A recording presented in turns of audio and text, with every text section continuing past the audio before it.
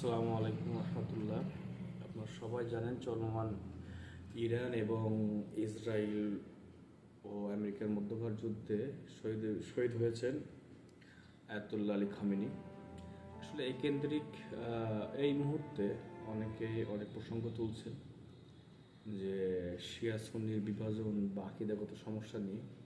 আপনাদের একটা কথা বলে রাখি, উনি একটা ফতোয়া দিয়েছিলেন এই সুন্নিদের অপমান এবং আয়েশা রাদিয়াল্লাহু আনহার ব্যাপারে। সেটা এখানে বলা হচ্ছে, সুন্নি ভাইদের পবিত্র প্রতি সাহাবী নবী করিম সাল্লাল্লাহু আলাইহি ওয়াসাল্লাম ইসলাম বর্ণনা করা অবৈধ এবং হারাম।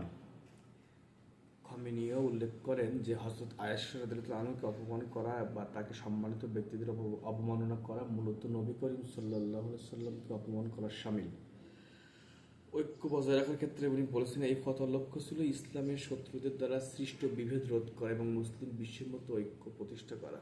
এখন তার এই সুন্নি বিদ্বেষ থেকে উনি তার জাতিকে বের করার জন্য যে ফতোয়া দিয়েছেন, এবং এই মুহূর্তে আমরা দেখছি যে দখলদার ইসরায়েল এবং পুরো বিশ্বের হুমকি আমেরিকার যে সবচেয়ে বড়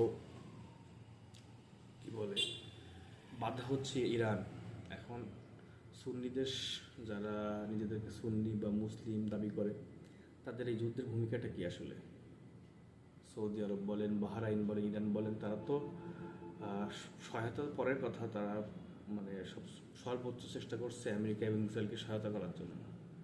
তো এরকম হাজার সুন্নি থেকে আয়াতুল্লাহ খামেনির মতো একজন সিংহ পুরুষ অনেক বেশি শ্রেয়, অনেক বেশি উত্তম, অনেক বেশি ভালো আমি মনে করি।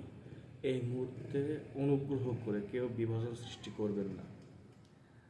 কে সুন্নি কে শিয়া সেটা বড় কথা না, বড় কথা হচ্ছে ইসলামের প্রশ্নে সবাই এক হবেন, এইটা আশাবাদ ব্যক্ত করছি।